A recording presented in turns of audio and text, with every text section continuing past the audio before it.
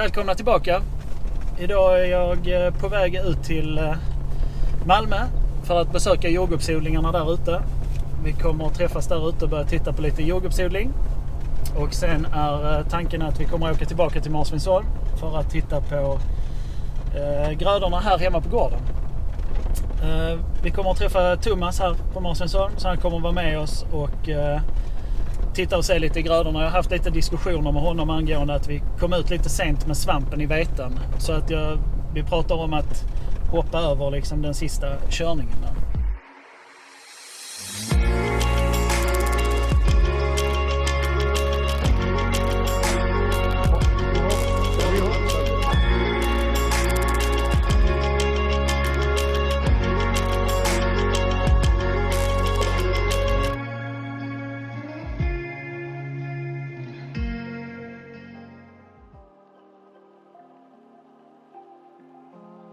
Sen vi pratade sist så var vi oroliga med att hitta folk till jordgubbsodlingen här.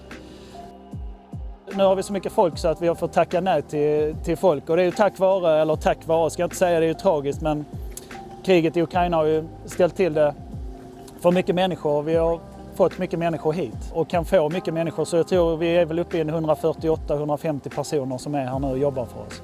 Vi håller på att börja plocka nu här. Vi har plockat varannan dag ungefär. Vi har inte tillräckligt med mogna jordgubbar framme. Det här kalla vädret med regn utan sol ställer till det för oss. Förhoppningsvis nu nästa vecka så kommer solen, och då är det jättemycket som är på gång. Så att då kommer det bara explodera här med jordgubbar. Så då kommer vi förmodligen inte hinna med trots att vi är mycket folk. Men de ser jättefina ut än så länge, så vi hoppas att vi ska kunna få en bra säsong här på jordgubbarna.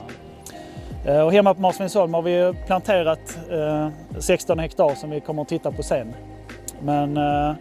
Så där har vi börjat göra de första insatserna i dem. Vad som har överraskat det är ju in i helvete mycket jobb. Alltså det är fruktansvärt mycket jobb. Man lägger många timmar. Jobba 8 timmar, det kan man ju liksom glömma. För 3 dagar sedan så tror jag hade 21,5 timmar jobba i sträck liksom. Så det är ju sjukt mycket jobb. Men det är kul och jag är glad. Det är jättebra människor vi har runt oss. Framförallt liksom baslaget på de här 30 polackerna vi har är kanonbra och liksom gör jättemycket för oss. Men det är ju så mycket nytt samtidigt nu när vi kastas in liksom i en verksamhet som är stor redan från början och liksom det går 190 då. Vi håller på just nu också att sätta ut sådana här små försäljningsstånd. Så vi kommer att ha 12 olika försäljningsstånd runt om i Malmö, Lund, Staffanstorp, Trelleborg, Höllviken, Skurup. Där vi kommer att sälja våra egna jordgubbar. Så vi har, jag tror det är 40 ungdomar som är mellan 17 och 20 år som kommer att jobba för oss där och växla på de här 12 butikerna som vi ska sälja. Det är ju kul att man kan vara med och hjälpa till. Alltså, vi får ju hjälp av ukrainarna som kommer samtidigt som det känns som vi gör någonting för dem. Även det här är det ju skoj att man kan känna att man kan skola in liksom ungdomar med kanske första sommarjobb och annat. Alltså det är en härlig atmosfär runt det. Känner man, folk är väldigt positiva och glada. Det är som man sätter ungdomar i jobb och likadant de som kommer hit och jobbar är liksom glada också att vara här och jobba för oss. Så det är skoj.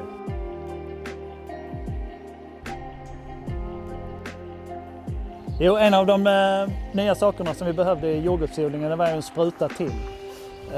Och just en bäddspruta. Så att här har vi köpt en begagnad spruta som vi då har byggt om. Och satt en ram på som då är anpassad för jordgubbsodlingen.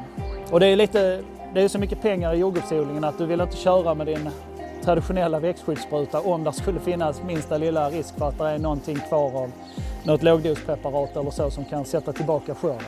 Och sen är det ju det att vi kör på 150 cm i raderna i jordgubbarna och i den andra växtodlingen har vi 2 meter. Så att den passar inte in där heller. Så då har vi köpt den här begagnad och byggt om. Så vi ska provköra den imorgon.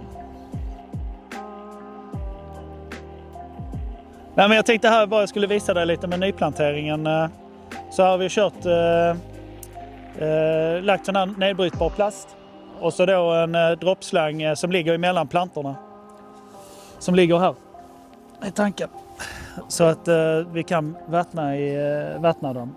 Så de får, nu har det regnat så mycket här så nu har vi faktiskt inte kört med bevattningen. Men annars så kör vi väl och lägger en 1,6 millimeter i timmen. Så vi brukar köra 2 timmar var dag annars. Och den här plasten behöver du inte plocka upp. Och den är... Nej, titta där ser du redan blommor. Och den är satt 9/5 är den planterad.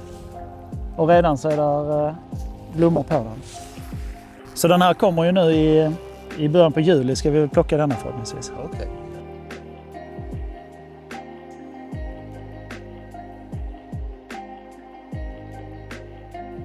I botten, men ingenting här. De här ser ju jättefina ut. Så. Här, nu blev det ju, i och med jordgubbarna har tagit all fokus, så blev det ju lite att vi fick ju hoppa över, eller den svampen vi skulle ju kört Astra 04 och sen Medax Max ju. I stadie 32 som vi pratade om, men det blev ju nu istället. Ja, så att för vi har liksom, dels då blåst och regnat och sen fokus på jordgubbarna. Ja. Så att här pratar vi om att, jag vet inte vad du tycker där Thomas, om vi skulle, där är ju en körning med Revistar XL som ligger egentligen nu rätt så snart när axeln är framme. Ja, precis. Så den kan man väl ta kanske i nästa vecka. Tror du det redan? Ja, jag tror det för att det går rätt så snabbt här. Och så kör vi en körning till bara. Ja. Att ta den som sista. Ja, precis. Och då är ju hela axeln framme så att sen kommer det att hålla. Sen håller ju det 6 veckor och då är vi ju ja, så är vi inne i hela vägen fram. Ja. Så att jag tycker det blir nog rätt så lagom. Sikta på det. Men då kan vi dra upp dosen lite för det är ju sånt riktigt svampväder med det här regnandet med jämna mellanrum. Ja, skulle värmen komma och regnet fortsätter så blir det ju... Så kan det bli mycket. Ja.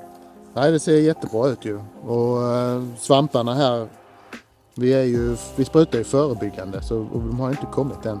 Kan man se lite fläckar här, men det är nog mer fysiologiska fläckar som ligger här.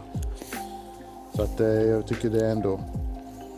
Man kan ju säga då, vi kom lite efter i sprutschemat men det var ju torrt tidigare. Ja, så att det var ju inte behov av att köra det då. Det behovet heller då tidigt, men nu är det behov så att säga. Så jag tror nästa vecka, då har vi hela axet framme här. Och då kör vi den sista behandlingen där. Så ökar vi på dosen lite till 1 liter. Eller större XL. Det tror jag blir jättebra. Jag tycker inte riktigt att jag har fått den bestockningen. Nej. Nu gjorde vi ju det här att vi sådde med båda knivarna med sidhåken. Jag ska vara ärlig, jag tror inte det är någon hit. Utan det hade varit bättre att göra som vi har gjort innan. Att vi använder och myllar gödningen med... Lägger gödningen vid fröet. Liksom. Det här med att bredsprida det nu, jag tycker det känner jag ingen riktig... Jag tycker det är inte den farten i det som vi brukar ha. Nej, okej. Är min upplevelse av det hela. Ja, just det. Sen var vi... Tanken var väl att du skulle få lite bredare radar, va? Men det känns som de ändå kärnorna rullade ner. Ja. Så och det blev som en rad ändå. Där blev ju liksom en liten dal med sidhåken. Och då känns det som att de landar där ändå. Ja, så att det var... Vi skulle lika bra kunna kört gödningen också och lagt den direkt. Ja. Men annars så den är ju helt frisk och så. Vad jag kan se här vid. Men nu är ju flaggbladet börjar komma fram här. Så att vi är ju i stadie 37 kan man säga nu. Ja. Men nästa vecka så är vi säkert inne i 39. Då var det premiär.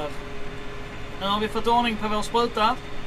Och jag sitter här och kör mot mjöldagg i jordgubbarna. Och den funkar bra. Så vi är nöjda. Tack så mycket för att ni har tittat. Jag kommer att befinna mig i BOSFs monter på Borgeby den 29 juni. Ihop med de andra Follow Farmer lantbrukarna. Så ni är hjärtligt välkomna dit och prata lite. Ha det gott! Hej!